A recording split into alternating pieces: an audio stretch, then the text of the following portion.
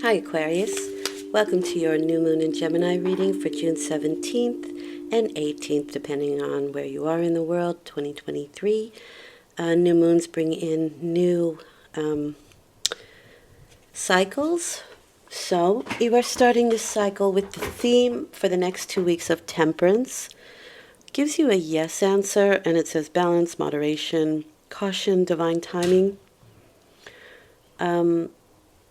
Also for me, the Temperance card is that things are in a state of flux, and so you kind of need to watch your temperament. It is associated with Sagittarius, and Sagittarius is a fiery sign. So, yeah, tempers can flare, or you could just be temperamental around this time. So it is asking you to find some balance. But yeah, we are on an internal level, we are refining situations. There's a refinement going on when the Temperance card appears. So that can be an internal thing, but it can also be on an external, because what you see on the outside is a projection of what is going on internally. So there you go. All right. 9 of Wands. Okay, you could feel like you are a little bit on the defensive. You've been through a cycle, because we're at 9, right? And you've been through the battle. This is often called my walking wounded card. But the nice thing is that we are at 9 here, so we are finished with this cycle. And it can be like you're just sort of taking stock in situations. However, because you've been wounded, or because you've been through this ordeal, you bear the scars of it. And so we can be in a bit of a defensive mode, even when sometimes there's nothing to be defensive about. We just put our defenses up. It's almost like we expect more of that. So you want to be careful where that's concerned. You have the 7 of Swords here, but this is trickery and betrayal. It's things going on behind the scenes, and it's also strategizing. So, I mean, if somebody's done you wrong, right, it's expected that you think that somebody else might, or that it would happen again, or you're just ready for it not to be, right? You're ready and at the ready, I want to say, to make sure that it doesn't happen again. But this is strategizing as well. Here's the enemy camp, and he's gone to take some of those swords away so that they can't be used against him. And I think that's pretty smart, but sometimes it's trickery and betrayal, not in your favor. So let's see how that plays out. Okay, you have the Lover's card, so there's a choice that you need to make. You are standing at a crossroads, and the choice can be something between something rather mundane or something higher-minded, something a little bit loftier. The man looks at the female with a bit of lust, I would say, and she looks to the angel in awe. So you can have a couple of choices of something very mundane and something that is a little bit loftier, but you're definitely at a crossroads when the lovers are concerned, and there is something that you may have to commit to.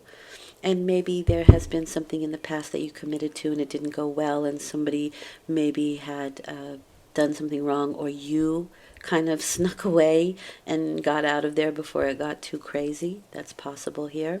Yeah, the Tower card. This can be unexpected situations with the Tower. It's often a blessing in disguise. It certainly doesn't look that way in the beginning, but you will see eventually that it has freed you from something. So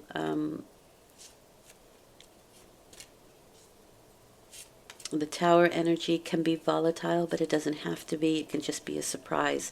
It can also be epiphanies, and so if you are at this crossroads, you may just come to a conclusion out of nowhere and know what it is that you have to do, where you have to go, know what the decision is with the Tower. And that could be leaving a situation.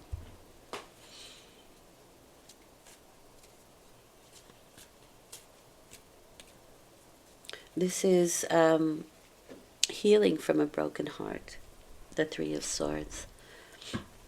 We're already in the healing phase. The Two of Swords is the thing that was cut, right? And the Three of Swords is feeling that sort of distance.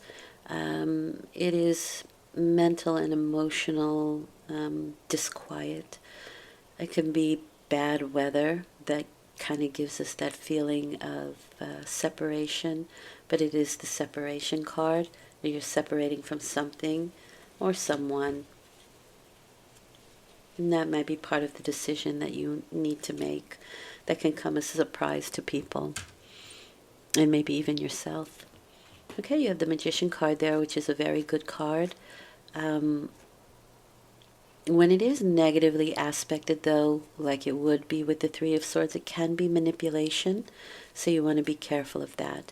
Otherwise, it's a focus, it's your vision about what it is that you wanted to begin with. And the interesting thing about that is that the decisions that we make should be checked against our initial concept, against our initial vision, to see if that really does work for us or not. The Magician is skillful, and he is a master, and he has become aware of something that he wants to master when the Magician card comes up. So, and maybe you have been feeling a little dejected, rejected, unwell, been through the ringer, and your main focus then might be on healing.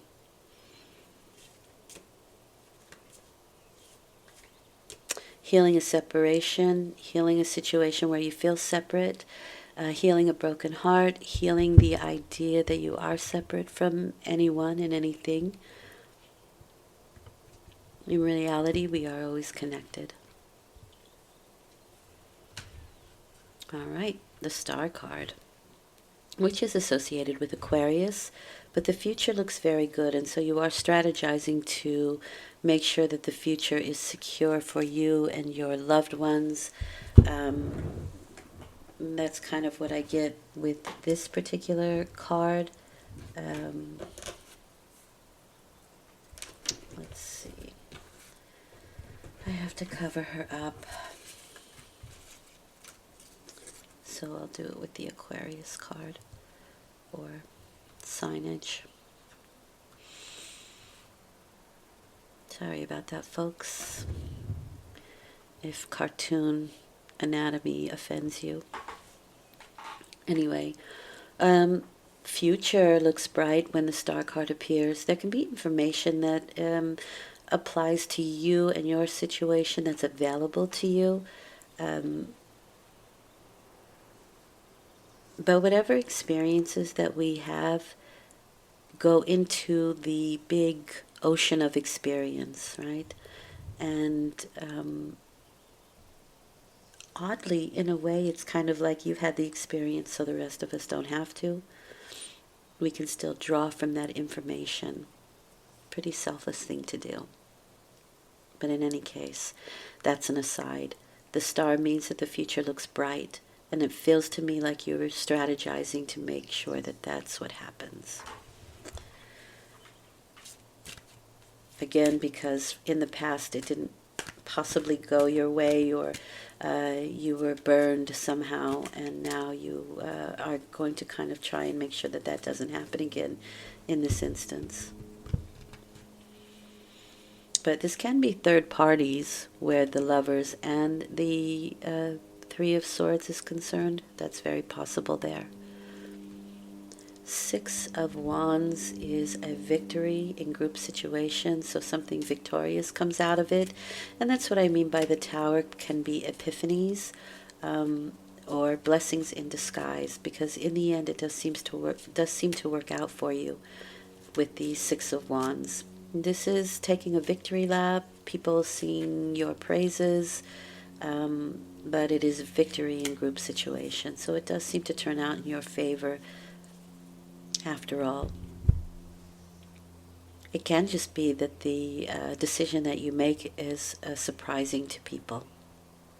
Well, you have another 6, which is really nice because that offers you balance, right? There you go. This is moving on. So once you kind of focus on what it is that you want with that 3 of Swords, and that is definitely leaving a situation. With the 3 of Swords and the 6 of Swords, it's moving on, without a doubt. But the thing is that you do it with panache. You do it with, with the Magician. Maybe you even do a bit of a disappearing act. That's also possible here for some people. Probably for not that many, but it's very possible when you see these cards together. It's like the Magician, right? Disappears. Or causes something to disappear. Very interesting set of 3. But with the 6 of Swords, we're looking for peace of mind. We're looking to deal with this situation not under these mental and emotional turmoil conditions, but from a place of tranquility, from a place of quiet solitude. So maybe towards the end, you kind of want to take yourself out a little bit. Like I said, with the Temperance card, things are in a state of flux right now. And so patience is necessary. But it seems to me like in the end, you come out victorious, and you can find yourself moving to more quiet mental spaces, whether that's physical or internal. Like you're actually going somewhere, or it's just a calmer state of mind. What does Spirit want you to know? You have the Page of Wands. So the King of Wands has been very popular, and now the Page of Wands comes out. And this is somebody who has an expansive energy. They like adventure.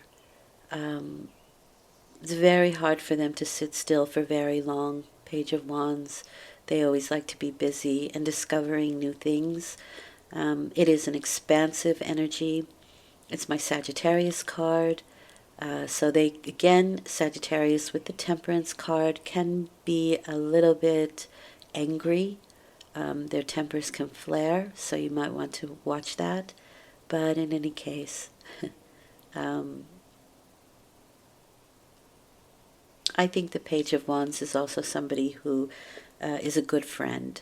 So there may be somebody around you who can really help you out, or help you to make decisions, or just see things magnified, right? He can kind of he or she can kind of point out some things for you that maybe you didn't see before. That can be part of the Tower energy as well. But it's an expansive energy, and it seems to me like you are expanding outward towards the end here.